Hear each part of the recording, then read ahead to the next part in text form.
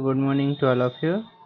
Last video lecture में हम लोग कंप्लीट कर चुके हैं रिफ्लेक्शन ऑफ लाइट, है ना, जिसमें हम लोग देखे थे लाइट जो है एक ही मीडियम में अलग अलग फीचर को शो करते हैं।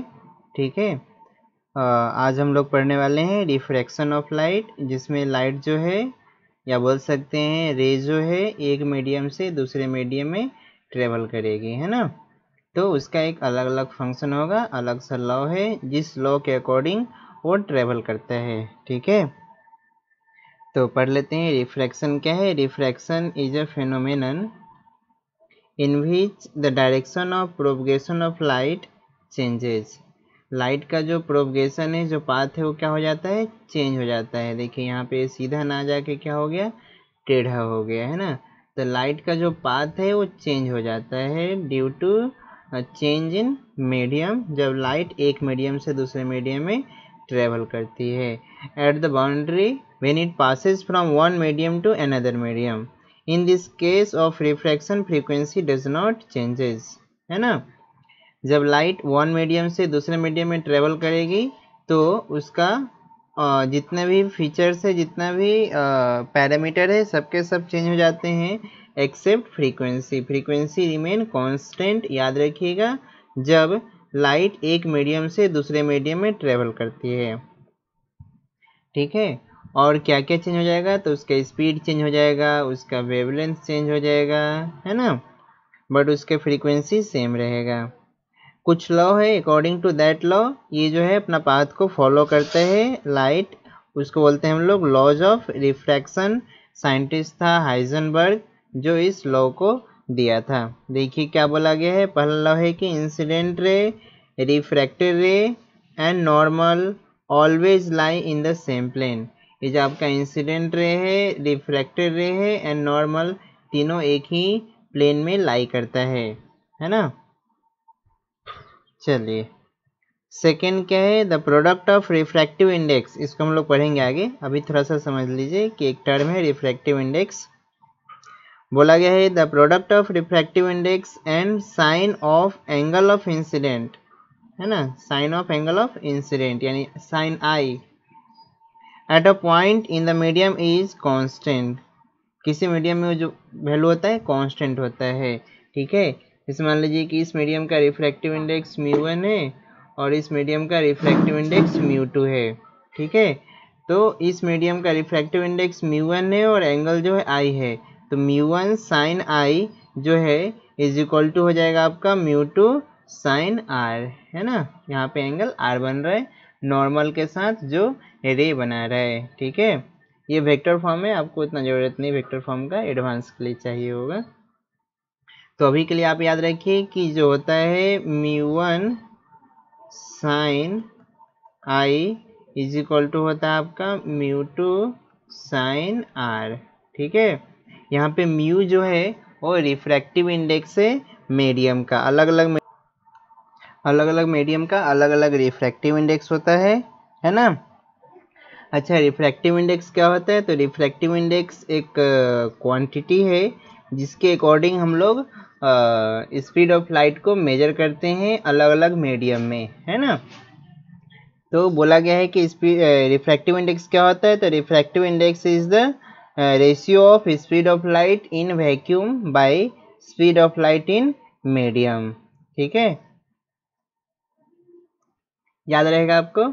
रिफ्रैक्टिव इंडेक्स को हम लोग म्यू से या एन से लिखते हैं, ये हो जाएगा आपका speed of light in vacuum by speed of light in medium.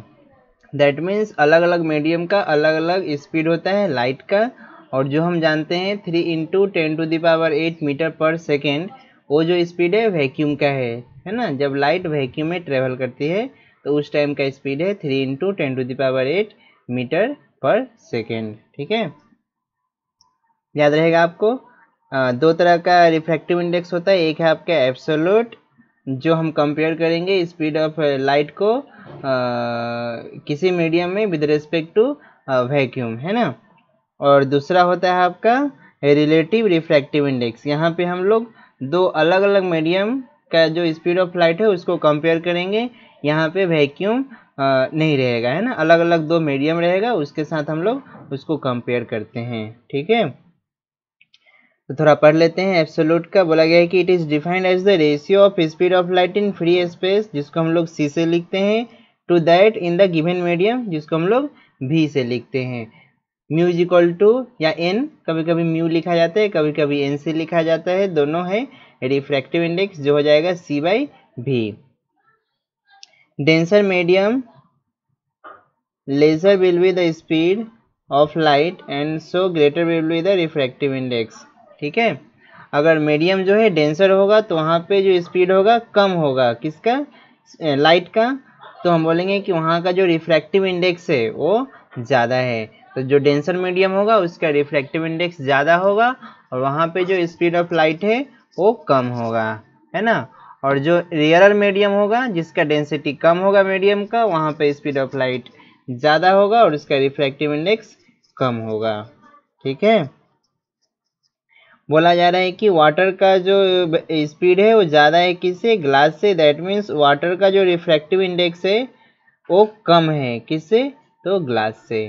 ठीक है, याद रहेगा, यानी refractive index is inversely proportional to speed of light in that medium, है ना। यानी रिफ्रैक्टिव इंडेक्स जो होता है इन्वर्सली प्रोपोर्शनल होता है भी का।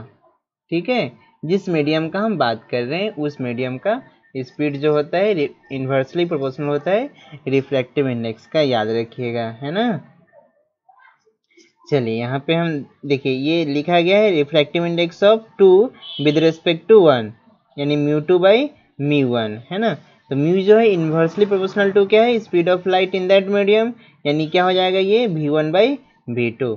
तो इसको आप याद रखिए, बहुत यूजफुल है। म्यू 1 मैं लिख देता हूँ, म्यू 1 बाई म्यू 2 जो होता है ये हो जाता है आपका v2 बाई v1, ये रिलेशन याद रखिए। म्यू 2 जो है रिफ्रैक्टिव इंडेक्स है जिसमें स्पीड ऑफ लाइट कितना है, v2 है, और म्यू 1 जो है speed of refractive index of medium 1 का है जिसका स्पीड है v1। ठीक है, चलिए, और what is the unit of refractive index, तो ये आपका यूनिट लेस है और डायमेंशन लेस है ना, इसका कोई डायमेंशन नहीं होता है, ना ही इसका कोई यूनिट होता है रिफ्रैक्टिव इंडेक्स का। और जो आपका एयर होता है या फ्री स्पेस बोल सकते हैं, उसका जो रिफ्रैक्टिव इंडेक्स का वैल्यू होता है वो 1 होता है, और जितना भी मीडियम है उसका रिफ्रैक्टिव इंडेक्स 1 से ज़्यादा होता है ना। याद रहेगा आपको, रिफ्रैक्टिव इंडेक्स ऑफ एयर या फ्री स्पेस हम लोग 1 लेते हैं, और इसके अलावा जितना भी मीडियम है उसका रिफ्रैक्टिव इंडेक्स 1 से ज़्यादा होता है। फिर सेकेंड है हमारा, पॉइंट बाय पॉइंट पढ़ते जाएंगे, बेंडिंग ऑफ लाइट। लाइट जो है, लाइट रे वो क्यों बेंड हो जाता है, क्योंकि मीडियम अलग अलग होने के कारण।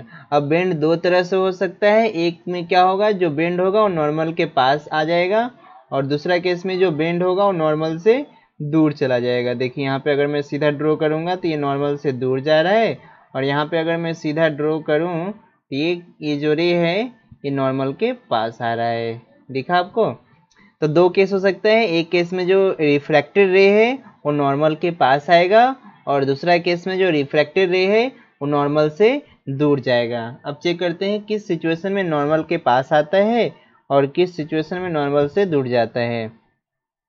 तो यहाँ पे हम लोग यूज करेंगे लॉ ऑफ रिफ्रैक्शन का सेकेंड लॉ, जिसको हम लोग बोलते हैं स्नेल्स लॉ, है ना। जो सेकेंड लॉ है that is known as Snell's law, है ना। स्नेल्स लॉ कब यूज करेंगे, तो हम यूज करेंगे जब जो लाइट है वो बाउंड्री से क्रॉस कर रहा होगा और वहाँ पे रिफ्रैक्शन हो रहा होगा। जहाँ जहाँ रिफ्रैक्शन होगा उस पॉइंट पे हम लोग स्नेल्स लॉ यूज कर सकते हैं। ठीक है, तो यहाँ पे देखिए बाउंड्री है, तो यहाँ पे हम लोग स्नेल्स लॉ आराम से यूज कर सकते हैं, है ना। तो अकॉर्डिंग टू स्नेल्स लॉ हम जानते हैं μ1 sin i is equal to होता है μ2 sin r। ठीक है, if the light passes from rarer to denser medium, जब लाइट जो है रेयरर से डेंसर मीडियम में आता है ना, तो हम लोग μ1 को लिखेंगे μr। μr मतलब रेयरर मीडियम का रिफ्रैक्टिव इंडेक्स, और μ2 जो हो जाएगा μd which is denser medium का रिफ्रैक्टिव इंडेक्स। सो इस केस में क्या हो जाएगा, तो जब लाइट रेयरर मीडियम से डेंसर मीडियम में आएगा तो जो रिफ्रैक्टेड रे है वो नॉर्मल के पास आ जाता है ना। याद रहेगा आपको, जब लाइट रेयरर मीडियम से डेंसर मीडियम में जाएगा तो refracted ray bends towards the normal, वो नॉर्मल की तरफ झुक जाता है ना। In passing from rarer to denser medium the ray bends towards the normal, वो नॉर्मल की तरफ झुक जाता है। If the light passes from denser to rarer, अगर उल्टा हो जाएगा तो डेंसर से रेयरर की तरफ जाएगा तो जो लाइट है रे है वो bends away from the normal, वो नॉर्मल से दूर चला जाता है। ठीक है, उस केस में जो आपका रिफ्रैक्टेड एंगल है वो ज़्यादा होगा किससे, इंसिडेंट एंगल से, और पहला केस में इंसिडेंट एंगल ज़्यादा होगा किससे, रिफ्रैक्टेड एंगल से। तो आप इस 2 पॉइंट को याद रखिएगा, रे डायग्राम ड्रॉ करने के टाइम में आप इसको यूज कीजिएगा कि जब लाइट डेंसर से रेयरर में जाएगा तो नॉर्मल से दूर चला जाएगा, और रेयरर से डेंसर में आएगा तो नॉर्मल के पास आ जाएगा रिफ्रैक्टेड रे, है ना। चलिए तो इसको याद रखिएगा आप, है ना। इसके अकॉर्डिंग हाँ 2-3 पॉइंट हमें पढ़ना है। पहला पॉइंट है जिसको बोलते हैं हम लोग apparent depth and normal shift. ये एपरेंट डेप्थ क्या होता है, तो हम जब एक मीडियम से दूसरे मीडियम में किसी भी ऑब्जेक्ट को देखते हैं तो उसका जो एग्जैक्ट लोकेशन है उस लोकेशन को हम लोग नहीं देख पाते हैं, क्योंकि लाइट जो है स्ट्रेट लाइन में ट्रेवल नहीं कर पाती है, वो बेंड हो जाती है ड्यू टू बेंड। देखिए यहाँ पे मैं आपको एक एग्जांपल दिखाता हूँ जो नीचे दिया हुआ है ना। देखिए एक ऑब्जेक्ट है जो अंडरग्राउंड है वाटर में, है ना। इस ऑब्जेक्ट को हम देख रहे हैं यहाँ से, तो ये ऑब्जेक्ट हमें कहाँ नज़र आ रहा है, हमें ऊपर नज़र आ रहा है। क्यों ऐसा हो रहा है, क्योंकि लाइट जो है बेंड हो जाता है और हमें एग्जैक्ट लोकेशन नहीं दिख पाता है किसका, ऑब्जेक्ट का। तो वही जो एग्जैक्ट लोकेशन नहीं देख पा रहे हैं तो हम क्या देख पाते हैं, उसका एपरेंट डेप्थ। हम रियल डेप्थ को नहीं देख पाते हैं, जो इसका रियल डेप्थ है ना। हम किसको देख पाते हैं, तो सिर्फ एपरेंट डेप्थ को ही देख पाते हैं। देखिए यहाँ पे मछली को हम, इसका जो रियल डेप्थ है वो बहुत नीचे है, बट हम किधर देखते हैं, हम ऊपर ही देखते हैं। दैट मीन्स हम किसको देख पाते हैं, तो ऑब्जेक्ट के इमेज को ही देख पाते हैं। इसलिए जब हम मछली को पकड़ना चाहते हैं पानी में तो उसको नहीं पकड़ पाते हैं, क्योंकि हम किसको देखते हैं, उसके इमेज को देखते हैं और इमेज को पकड़ना चाहते हैं। ठीक है, और एक नॉर्मल शिफ्ट है, उसको हम आगे देखेंगे, वो भी एक ग्लास स्लैब के थ्रू होता है, शिफ्ट हो जाता है ऑब्जेक्ट का लोकेशन। ठीक है, तो इसको हम लोग अच्छा से डिस्कस करेंगे। क्वेश्चन आता है इसके ऊपर, बोला गया है कि if a point object in a denser medium is observe from the rear medium, कहाँ से देखा जा रहा है, तो रियर मीडियम से देखा जा रहा है, कहाँ पे, डेंसर मीडियम में। एंड बाउंड्री इज प्लेन, और बाउंड्री कैसा होना चाहिए, प्लेन होना चाहिए। कंडीशन है कि कहाँ से देखेंगे आप, रियर मीडियम से देखेंगे। कहाँ देखना है, डेंसर मीडियम में देखना है। ये पहला केस ले रहे हैं, फिर केस को हम चेंज करेंगे, है ना। और बाउंड्री कैसा होना चाहिए, प्लेन होना चाहिए। तब हम क्या यूज कर सकते हैं, स्नेल्स लॉ यूज कर सकते हैं, म्यू डी साइन आई। म्यू डी क्यों, क्योंकि डेंसर में आपका इंसिडेंट रहेगा, क्योंकि ऑब्जेक्ट जो है डेंसर में रखा हुआ है, और लाइट जो हमेशा कहाँ से निकलता है, तो ऑब्जेक्ट से निकलता है। Is equal to mu r sine r, और बाहर हमारा जो ऑब्जर्वर है वो देख रहा है, इसलिए रियर से देख रहा है, इसलिए mu r sine r. So the ray OA and OB are close enough to reach the eye, है ना। आपका जो OA और ये जो रे है बहुत पास ही है। दैट मीन्स हम बोल सकते हैं जो B जो रे है वो आपका पेरिक्सियल रे है, which is near to normal या प्रिंसिपल एक्सिस बोल सकते हैं। ठीक है, तो इस केस में जो आपका जितना भी एंगल होगा IR, जो एंगल है वो बहुत छोटा होता है, और एंगल बहुत छोटा होता है तो हम लिख सकते हैं I is equal to ten i, और ten i is equal to sine i भी लिखा जाता है। ठीक है, तो हम इसको लिख सकते हैं। तो यहाँ से देखिए डायग्राम को मैं आप पहले थोड़ा समझा देता हूँ, उसके बाद हम लोग इसका कैलकुलेशन को पढ़ाएंगे। ठीक है, चलिए ठीक है, चलो डायग्राम को हम अच्छे से समझते हैं। एक ऑब्जेक्ट है जो कि डेंसर मीडियम में रखा हुआ है ना, और इस ऑब्जेक्ट को हम लोग ऑब्जर्व कर रहे हैं रियर मीडियम से। ठीक है, चलिए, ऑब्जेक्ट से रे निकलेगा, इंसिडेंट रे, बाउंड्री आएगा। अब ये डेंसर से रेयरर की तरफ जा रहा है तो नॉर्मल से दूर चला जाएगा। तो इस तरह से रे इसकी आँख तक पहुँचता है। ये तो सीधा देखेगा तो ये सीधा इस तरह से देखेगा, तो इसको लगेगा कि ऑब्जेक्ट जो है ऊपर है। दैट मीन्स वो किसको देख रहा है, तो इमेज को देख रहा है। क्यों इमेज, क्योंकि इमेज किससे बनता है, तो आइदर रिफ्लेक्टेड रे नहीं तो रिफ्रैक्टेड रे। तो ये जो रे है रिफ्रैक्टेड रे, इसके कारण यहाँ पे इमेज बनेगा। ठीक है, अच्छा तो देखिए ध्यान से, अब यहाँ से हम लोग ट्रायंगल का कुछ कंसेप्ट यूज करेंगे। This is the incident angle, यहाँ पे भी हम परपेंडिकुलर डाल देंगे सरफेस पे या बाउंड्री पे। देखिए ये जो एंगल है आई है, सॉरी ये एंगल आई है, तो ये एंगल भी क्या होगा, आई होगा, क्योंकि ये दोनों रे जो है पैरेलल है। अच्छा, ये इंसिडेंट एंगल है और ये जो आपका रिफ्रैक्टेड एंगल है। ठीक है, और ये जो एंगल आर है तो यहाँ भी एंगल क्या हो जाएगा, आर हो जाएगा। इतना समझ में आया। ये जो टोटल डेप्थ है इसको बोलेंगे डी एक्चुअल, एक्चुअल जो डेप्थ है। और बाउंड्री से लेके इमेज का जो डेप्थ है उसको बोलेंगे डी एपरेंट, एपरेंट डेप्थ। बाहर का रिफ्रैक्टिव इंडेक्स म्यू आर है, refractive index of rarer medium, और अंदर का रिफ्रैक्टिव इंडेक्स म्यू डी है, जिसको हम बोलेंगे refractive index of denser medium. ठीक है, इतना क्लियर है। चलिए अब हम थोड़ा कैलकुलेशन पे आते हैं। साइन आई को हम लिख सकते हैं टेन आई, क्योंकि एंगल बहुत छोटा है। और टेन आई, अब ध्यान से देखिए, टेन आई क्या हो जाएगा, तो पी बाई डी एक्चुअल। ठीक है, और दूसरा केस में हम टेन आर लिखेंगे तो टेन आर क्या हो जाएगा, पी बाई डी एपरेंट, है ना, क्योंकि एंगल बहुत छोटा है तो sine r is equal to tan r लिखा जा सकता है। अब इस बाउंड्री पे हम लोग स्नेल्स लॉ यूज करेंगे। स्नेल्स लॉ यूज करने के बाद क्या होगा, तो स्नेल्स लॉ यूज करने से होगा, देखिए म्यू डी साइन आई, तो म्यू डी साइन आई के जगह पे हम पुट कर सकते हैं D by sorry P by D actual, है ना। तो यहाँ पे एक लाइन नहीं लिखा गया है, मैं थोड़ा लिख के दिखाता हूँ आपको। थोड़ा सा रुक जाइए। यहाँ पे आप लिख सकते हैं म्यू डी इंटू साइन आई है, और साइन आई के जगह पे हम लिख सकते हैं पी बाई डी एक्चुअल, है ना, इज इक्वल टू हो जाएगा आपका म्यू आर, ठीक है, बाहर का पी बाई डी एपरेंट।